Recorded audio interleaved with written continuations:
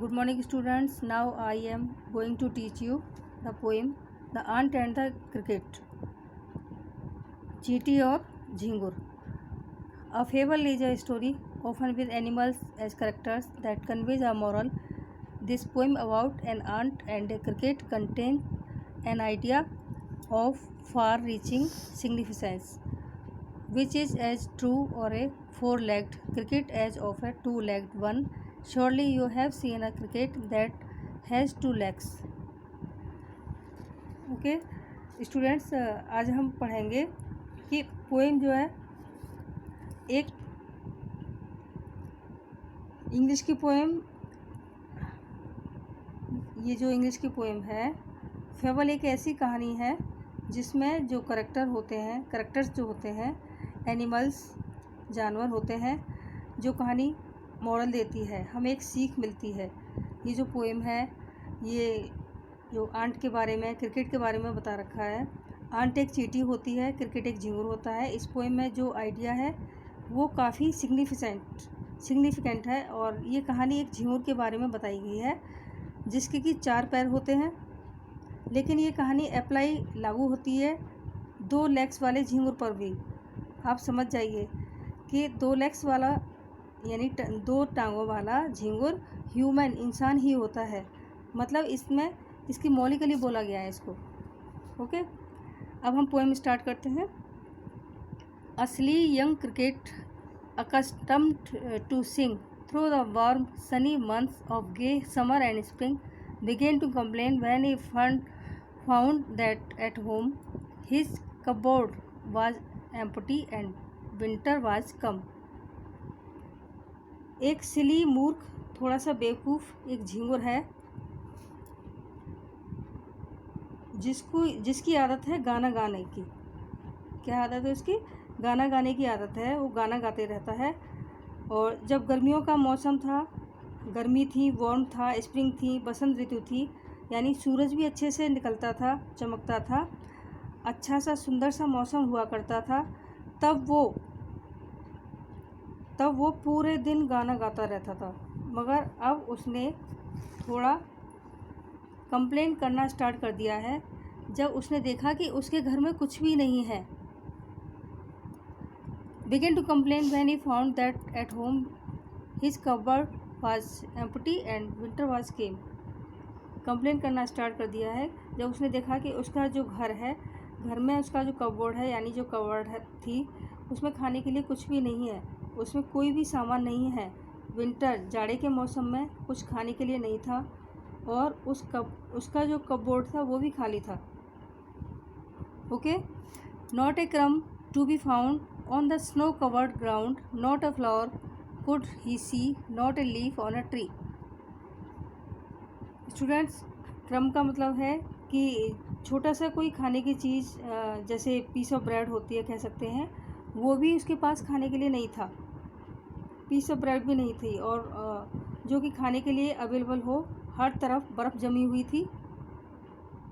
वो जो ज़मीन थी ना पूरी की पूरी, उस पर बर्फ़ जमी थी और कहीं भी कोई फल फूल नहीं देख सकता था.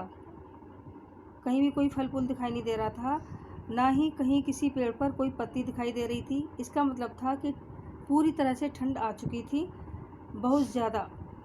अब झींगुर सोचता है कि मैंने तो खाने के लिए कुछ भी नहीं जमा किया, गर्मियों में अब मेरी हालत क्या होगी. ये सोचकर वो परेशान होता है. ये सोचकर वो परेशान हो जाता है कि गर्मियों में मेरी क्या हालत होगी.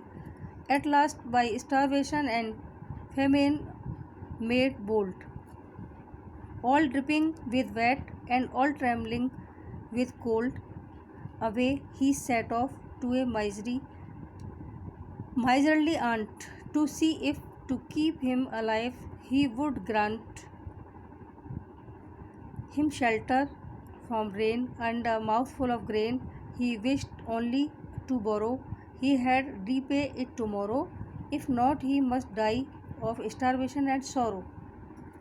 ओके, स्टारवेशन का मतलब है बच्चों एकदम भूखे रहना, यानी भूखमरी, बहुत दिनों से कुछ नहीं खाया हो, भूखमरी की हालत होना. फेमिन का मतलब होता है अकाल, जिसे कहीं भी चारों तरफ खाना ना हो, अकाल बोलते हैं उसे।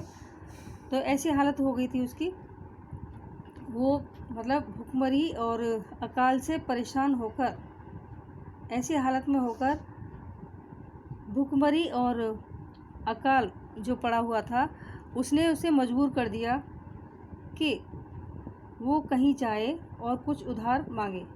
ठीक है, तो उसने सोचा कि वो क्यों न चींटी के पास जाए। इतनी ठंड में भीगता हुआ, कपकपाता हुआ वो कंजूस चींटी के पास जाता है। चींटी के पास जाता है और ये देखने के लिए कि शायद वो उसे कुछ खाने के लिए दे देगी इस सर्दी के मौसम में जीवित रहने के लिए। ओके, फिर वो सोचता है कि शायद चींटी उसे अपने घर में रहने के लिए भी जगह देगी और वो जो बारिश पड़ रही है उससे बचने के लिए भी उसके लिए काफ़ी रहेगा और खाने के लिए कुछ अनाज दे देगी जिससे उसका पेट भर जाएगा। झींगुर ये सोच रहा था कि वो चींटी से उधार लेगा, बोरो करेगा।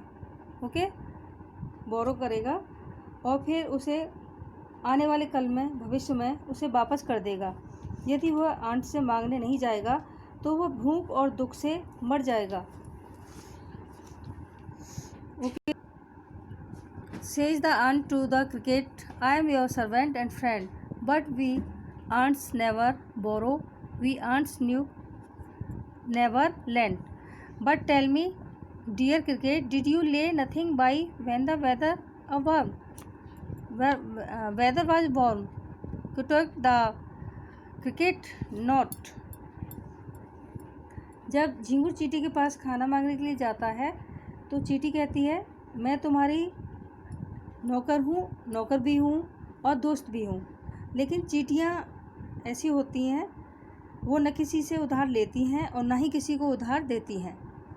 ठीक है, चींटी झींगुर से पूछती है, जब इतना अच्छा मौसम हो रहा था, गर्मी हो रही थी, बसंत ऋतु था, अच्छी अच्छी धूप निकल रही थी, सब कुछ ठीक था, तब तुमने कुछ खाने के लिए बचा कर नहीं रखा अपने पास? अब झींगुर बिल्कुल हताश होकर बोलता है, नहीं, मैंने कुछ नहीं बचा कर रखा अपने खाने के लिए सर्दियों में।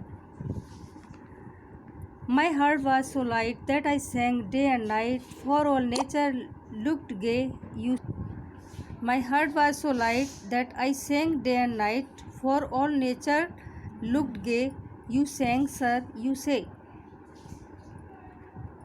मुझे वो मौसम, झींगुर कहता है कि मुझे वो मौसम बहुत अच्छा लगता था, मेरा मन हर वक्त गाना गाता था और मेरा मन हल्का रहता था। मैं तो सारे दिन गाना गाता रहता था क्योंकि जो प्रकृति का मौसम था वो मुझे बहुत ही सुंदर लगता था, बहुत अच्छा लगता था। ठीक है, तो go then says the ant and dance the winter away. फिर चींटी कहती है कि जाओ फिर बाहर, अब डांस करो, विंटर को यहाँ भगा दो, विंटर को यहाँ से भगा दो, बोलो यहाँ से जाओ और खाना ढूंढ लो। अंत में जो झींगुर को परेशानी होती है वो विकेट उठाता है और डोर से बाहर निकल जाता है। परेशान बेचारा झींगुर धीरे धीरे चला जाता है। ठीक है, अंत में कवि कहते हैं, thus ending he hastily lifted the wicket and out the door turned the poor little cricket. Folks call this a fable, I will warrant it true. Some crickets have 4 legs and some have 2. अंत में कवि कहते हैं कि लोग इस fable को एक स्टोरी कहते हैं। कवि कहता है कि मैं ये सच मानता हूँ, कवि कहते हैं मैं ये सच मानता हूँ कि कुछ क्रिकेट झींगुर 4 टांगों वाले होते हैं और कुछ झींगुर 2 टांगों वाले होते हैं। यानी कवि ने इशारा किया है ह्यूमंस, इंसान की तरफ, क्योंकि कुछ लोग अपने भविष्य के लिए कुछ सेविंग्स या कुछ इंतजाम नहीं करते। आज सब अच्छा है उसी के लिए खुश होते हैं, भविष्य के लिए थोड़ी सी भी तैयारी नहीं करते हैं। ठीक है, इस पोएम में कविता का जो मॉरल है, हमें आज में तो खुश रहना ही चाहिए, आज में तो खुश रहना ही चाहिए और भविष्य के लिए भी कुछ चीज़ें प्रिपेयर करके यानी बचा करके रखनी चाहिए, ताकि कोई प्रॉब्लम आए या दिक्कत भविष्य में आए तो उसे हम हैंडल कर